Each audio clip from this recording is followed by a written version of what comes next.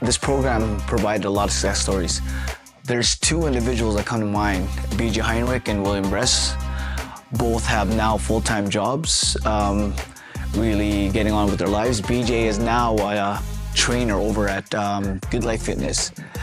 Will Bress is actually another of our staff here who works now with us. That's what he wants to be too. He wants to be a mentor and an addictions program guy for the future. So he's helping a lot of others that wasn't his position back then. Living here for about over a year now, I've learned routine is a big thing here, as well as accountability. Some of us become lazy sometimes, and one of us has to be accountable for the others in order to kind of keep the place clean in a way. It's a community. I'm glad to be here. I see myself as just a person who's passing by and give out a helping hand whenever I can, and I don't judge them for their past issues as they don't judge me. We've all came from I apologize for my language in advance, shitty lifestyle prior to moving here. And honestly, it's just, I was taught that pay it forward and it always comes back to you with good luck. I believe the person who's the founder, this is Harry Black. Like, I looking at the way he visions it and the way he implemented it, it's inspiring. And I've honestly, personally, if I build myself up into like a similar wealth as he has, I'm definitely doing the same thing in my own life. I was homeless prior to coming here. As of August 4th, 2023, I was homeless on the streets after spend my 21st birthday in the homeless shelter. And then after that, I was given a recommendation due to a connection I got lucky off of. Tom Rossi, who coaches the Friday morning class at Pan Am Boxing. He came here and he basically was suggested by this from one of the other boxing coaches, and ever since on August 26th, I didn't care what it would take. I said I need to get in, and I overcame my boundaries then, and ever since it was a very different atmosphere to adjust to. Like, the privacy's good. We all kind of like share a laundry machine. It's okay as long as we kept to our standards, we're fine. It was a very different thing to adjust to as a kid who aged out of CFS care and everything. So in this regard, I gotta hand it to this place for keeping me in check. I think it was a big, tremendous help to stabilize their lives, especially when they came up with nothing. Now they don't have to worry about when to get the next meal, where to sleep, or what's gonna happen the next day. So at least here, there's structure built, and now they can plan their future much better with the support we give them. So given the short time that I've been here, the discipline and respect that we have for each other and for the program is unmatched, I would say, in the city. Here, everybody has to be conscious of how we interact with each other, and how we match each other's schedules. People come in at different times from work, or, if you have, addictions or alcoholism, you'll go to support meetings. And so we all have to be very mindful of each other's schedules. And it creates it creates an atmosphere of respect. And it's nice to have that here. Where I see myself in the next 10 years, if I'm gonna be honest, I don't know. And that's one of the main reasons why I'm here. I came here under a lot of peculiar and interesting circumstances that, have pushed my life into a lot of different directions. But being here, we have a structure, and I have an idea of a direction I want to go. And that's what places like this are meant for, is to give yourself time to think about where you want to go and what you want to do and accomplish those goals that you set for yourself. And right now, that's the best thing for me.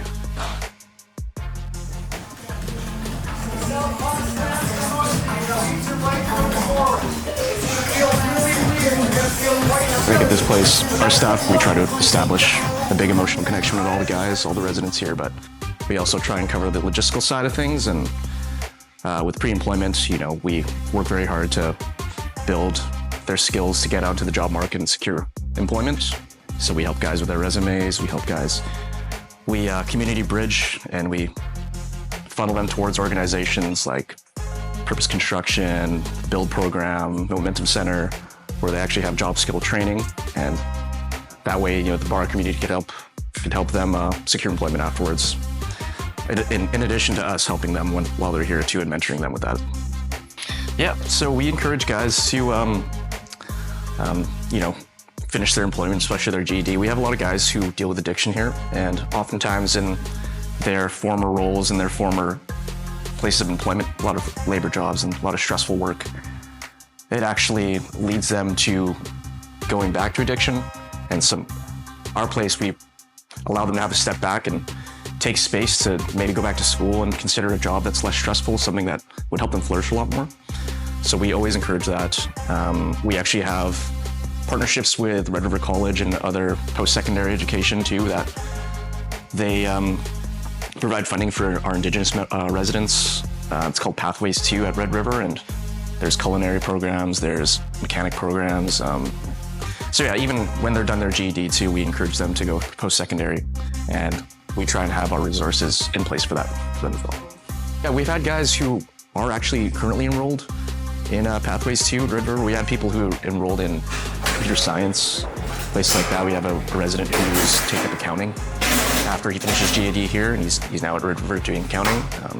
I would say those are success stories. Those are really big success stories, and we're proud of those people. Yeah. Just now.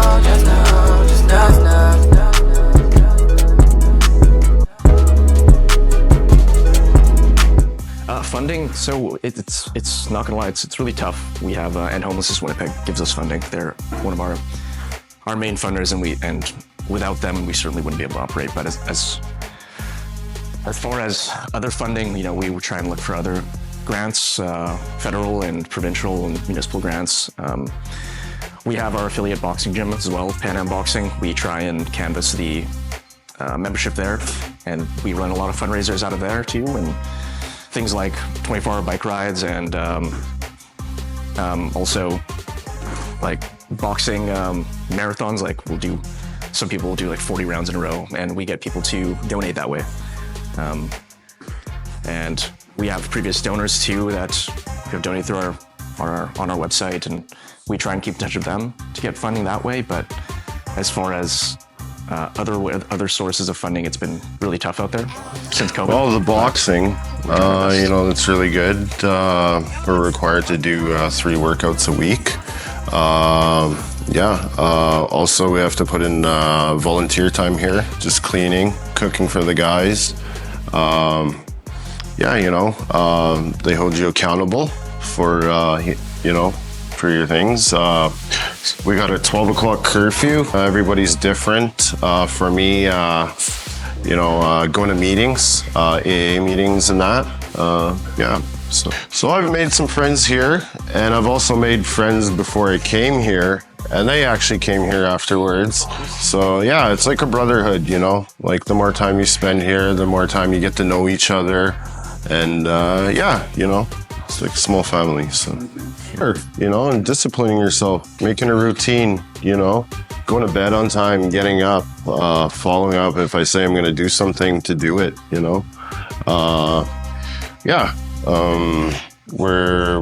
have sheets, so we're supposed to do 7 hours total, 3 workouts and 4 hours of volunteer time. So, but if we stick to the schedule, we get 1 hour less.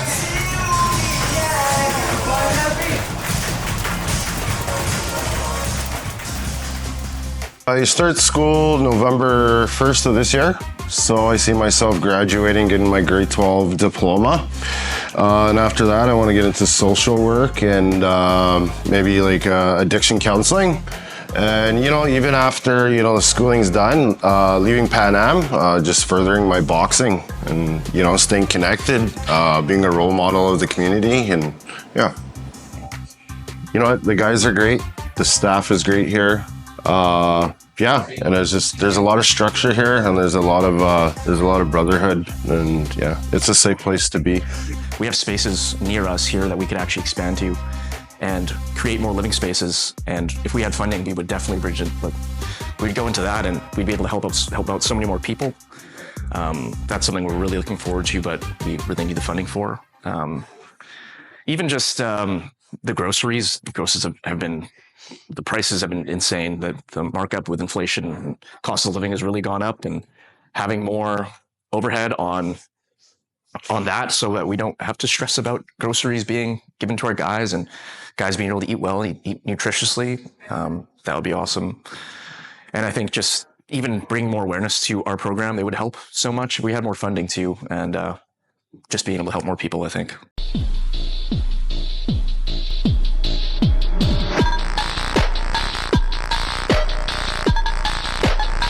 Yeah, the more funding should come to this project. I mean, because the boxing's great, keeps you physically fit, keeps you focused. It's a great place for young men like me, and yeah, and it keeps us off the streets. And I wish that they would open more of these places. Not just even if it's expanding this one to a broader.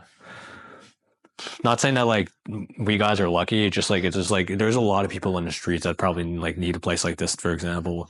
And in this regard, there's only 20 of us that can be here at once. Some random guy on the street, for example, who wants to change his life around but is being pulled back. The ideas here is very needed. And if this place was to be supported to accommodate that, or even just extend it, that is unfortunately a thing we need nowadays. Pan Am Place means a lot to me. It's helped me out with my mental health and my physical health, and a lot of good things too. So I owe a lot to Pan Am. I keep staying here because it's good for me, and it's good for my health, and good for the environment. The environment here it's off the hook, so it's real. Yeah, we've had quite a few residents who've been in CFS or been in CFS with their bands and the reserves, and they've had nowhere to go once they've aged out of CFS, and we've had a lot come to us and have succeeded. We've had one guy he's become a very successful amateur boxer next door. He really took to the boxing next door, and yeah, he really succeeded, and a lot of the guys in the house even looked up to him for that. But yeah, we try and be a landing spot for people aging out of CFS because we know that's a really important space to fill with the homelessness in the city. Yeah. With our boxing program and our structure that we have in this place, we give them a different sense of goals. You know what I mean? If you're an addict, you're not waiting for your next hit. If you're from jail, you're not waiting for your next whatever crime that you were doing before. At least we have goals set for you. Goals that you can actually focus on rather than all the other bad stuff that brought you here in the first place. We get great feedback. We have the types of relationships now with guys who moved out and succeeded from our program where we still talk to them and they still come and visit. We have people here who lived here as staff members now.